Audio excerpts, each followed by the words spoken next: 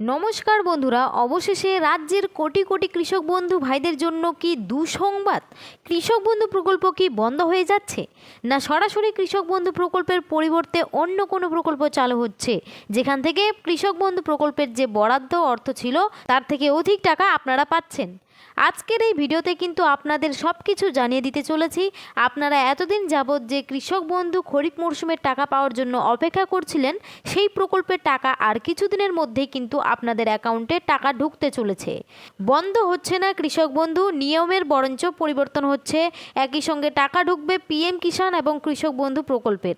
হ্যাঁ, আপনাদের অ্যাকাউন্টে ডবল টাকা ঢুকতে চলেছে। এর সঙ্গে আপনাদের জানিয়ে দিই, প্রত্যেক কৃষকের জন্য কিন্তু এই অনুদান বরাদ্দ নয়। হ্যাঁ বন্ধুরা, ঠিকই শুনেছেন, সবাই কিন্তু এই টাকা পাবেন না।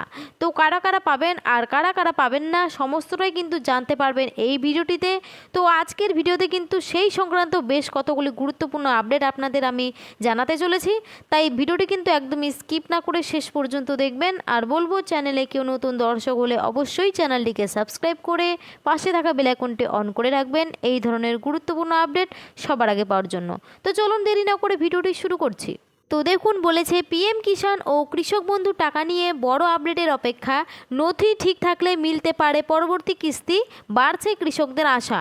রাজ্যের কৃষকদের মধ্যে ফের জোর আলোচনা শুরু হয়েছে কেন্দ্রের পিএম কিষাণ এবং পশ্চিমবঙ্গ সরকারের কৃষক বন্ধু প্রকল্পের পরবর্তী কিস্তি নিয়ে। গ্রাম বাংলার বিভিন্ন এলাকায় এখন একটাই প্রশ্ন ঘুরছে, কবে মিলবে পরবর্তী কিস্তির টাকা। বিভিন্ন মহলে জল্পনা, প্রশাসনিক প্রক্রিয়া সম্পূর্ণ হওয়ার পর শীঘ্রই পরবর্তী কিস্তির অর্থ ছাড়ার বিষয়ে গুরুত্বপূর্ণ সিদ্ধান্ত নেওয়া হতে পারে। যদিও এখনো পর্যন্ত কেন্দ্র ও রাজ্য সরকারের পক্ষ থেকে এই বিষয়ে কোনো আনুষ্ঠানিক ঘোষণা বা বিজ্ঞপ্তি প্রকাশিত হয়নি। তবুও তথ্য যাচাই এবং ডিজিটাল প্রক্রিয়া জোরদার হওয়ার বহু উপভোক্তার মধ্যে আশার সঞ্চার হয়েছে। দীর্ঘদিন ধরেই কৃষকদের আর্থিক সহায়তার ক্ষেত্রে এই দুই প্রকল্প গুরুত্বপূর্ণ ভূমিকা পালন করে আসছে। পিএম কিষাণ প্রকল্পের আওতায় যোগ্য কৃষকরা বছরে মোট 6,000 টাকা তিনটি সমান কিস্তিতে সরাসরি ব্যাংক অ্যাকাউন্টে পেয়ে থাকেন।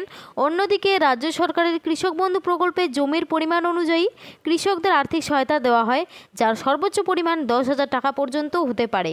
ফলে পরবর্তী কিস্তি ঘোষণা হলেই লক্ষাধিক কৃষকের ব্যাংক অ্যাকাউন্টে সরকারি অনুদান পৌঁছানোর সম্ভাবনা তৈরি হবে বলে মনে করছেন সংশ্লিষ্ট মহলের একাংশ।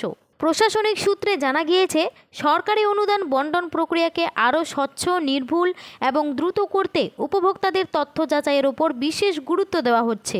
আধারের সঙ্গে ব্যাংক অ্যাকাউন্টের সংযুক্তিকরণ, কেওয়াইসি সম্পূর্ণ করা এবং ডাইরেক্ট বেনিফিট ট্রান্সফার অর্থাৎ ডিবিটি পরিষেবা সক্রিয় রাখার বিষয়টি এবার বিশেষভাবে খতিয়ে দেখা হচ্ছে। পাশাপাশি প্রয়োজনে জমির নথি এবং অন্যান্য তথ্যও ডিজিটাল রেকর্ডের সঙ্গে মিলিয়ে দেখা হতে পারে বলে প্রশাসনিক সূত্রের দাবি। বিশেষজ্ঞদের মতে এই যাচাই প্রক্রিয়ার মূল উদ্দেশ্য হল প্রকৃত উপভোক্তাদের হাতে নির্ভুলভাবে সরকারি অনুদান পৌঁছে দেওয়া। অতীতে দেখা গিয়েছে, আধার ও ব্যাংকের তথ্যের অমিল, কেওয়াইসি অসম্পূর্ণ থাকা কিংবা নামের বানানো সামান্য ভুলের কারণেও বহু কৃষকের কিস্তির টাকা আটকে গিয়েছিল।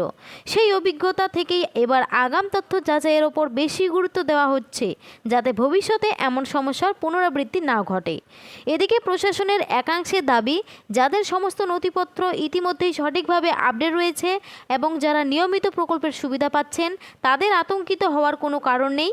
তবে যাদের ব্যাংক অ্যাকাউন্ট, আধার, মোবাইল নম্বর বা জমির নথিতে সম্প্রতি কোনো পরিবর্তন হয়েছে, তাদের দ্রুত সংশ্লিষ্ট দপ্তরে গিয়ে তথ্য সংশোধন করে নেওয়ার পরামর্শ দেওয়া হচ্ছে।